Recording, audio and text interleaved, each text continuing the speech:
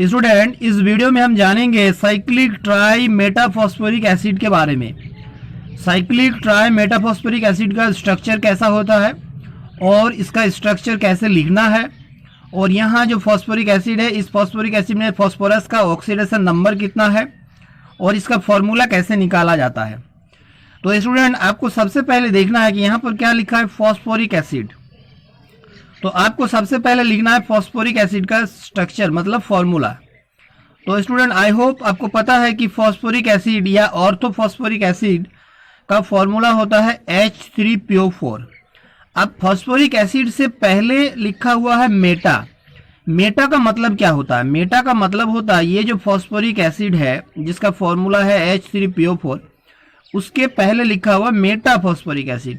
तो phosphoric acid से अगर हम एक मॉलिक्यूल वाटर को निकालते हैं तो यहाँ जो बचेगा स्टूडेंट, वो हो गया हमारा HPO3। H3PO4 से H2 माइनस कर रहे हैं तो यहाँ पर 3 हाइड्रोजन, यहाँ पर 2 हाइड्रोजन, एक बचा हुआ है, एक फॉस्फोरस है, 4 ऑक्सीजन से 1 ऑक्सीजन माइनस है, तो हमारा हो गया HPO3। ये है फॉस्फोरिक एसिड, और वाटर माइनस करने के बाद जो बन रहा है ये स्टूडेंट हमारा बन गया मेटाफॉस्फोरिक एसिड। अब मेटाफॉस्फोरिक एसिड से पहले स्टूडेंट लिखा हुआ है ट्राई, मतलब इसको हम 3 टाइम्स लेंगे तो HPO3 ये हो गया हमारा मेटाफॉस्फोरिक एसिड, और यहां पर लिखा हुआ है ट्राई, तो आप यहां पर 3 लिख दो तो ये हो गया ट्राई मेटाफॉस्फोरिक एसिड।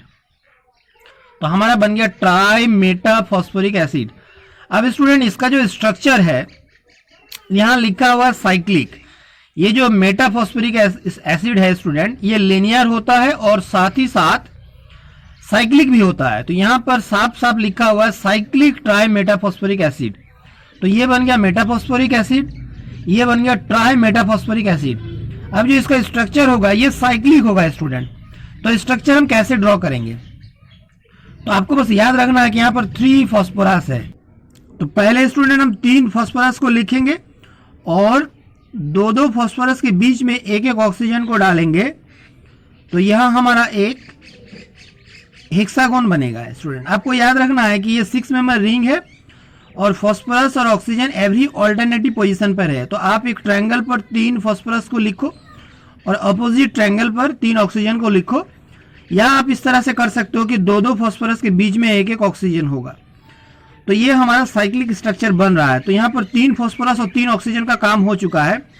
अब स्टूडेंट, आपको करना क्या है कि हर फॉस्फोरस में आपको याद रखना कि हर फॉस्फोरस के पास एक डबल बॉन्ड ऑक्सीजन होगा और एक OH होगा। ये OH के चलते ये कंपाउंड हमारा एसिड है।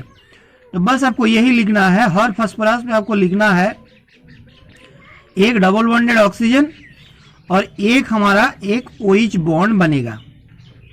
तो ये हो गया स्टूडेंट हमारा cyclic try metaphosphoric acid. I hope आपको समझ में आया है कि phosphoric acid H3PO4, metaphosphoric acid, तो यहाँ से एक वाटर को माइनस करो तो बनेगा मेटाफॉस्फोरिक एसिड। उससे पहले ट्राई है तो इसको 3 टाइम्स ले लेंगे तो हो गया ट्राई मेटाफॉस्फोरिक एसिड। अब साइक्लिक है तो साइक्लिक स्ट्रक्चर में क्या होगा student, phosphorus oxygen phosphorus oxygen phosphorus oxygen 6 member ring बनेगा, और हर फॉस्फोरस पे एक डबल बॉन्डेड ऑक्सीजन होगा और एक OH होगा। यह आप कर लो तो आपका स्ट्रक्चर बन गया। आप यहाँ पर साफ साफ देख रहे हो कितना डबल बॉन्डेड ऑक्सीजन है, कितना OH है।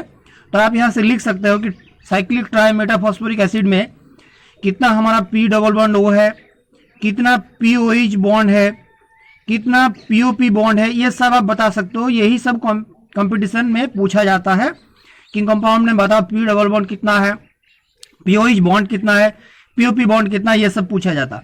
और आखिरी सवाल कि साइक्लिक ट्राई मेटाफॉस्फोरिक एसिड में फॉस्फोरस का ऑक्सीडेशन नंबर कितना होता है। तो स्टूडेंट, आपको याद रखना है कि ये जो ओरिजिनल कंपाउंड है वो है फॉस्फोरिक एसिड। फॉस्फोरिक एसिड में फॉस्फोरस का ऑक्सीडेशन नंबर होता है +5, ऑक्सीडेशन स्टेट होता है +5। तो ये जो मेटाफॉस्फोरिक एसिड है या साइक्लिक ट्राई मेटाफॉस्फोरिक एसिड है, यहाँ भी ऑक्सीडेशन स्टेट में कोई चेंज नहीं होगा, यहाँ भी +5 होगा। तो ये आपको डिटेल्स में पता चल गया है स्टूडेंट। तो कैसा लगा वीडियो आप कमेंट में जरूर बताएं।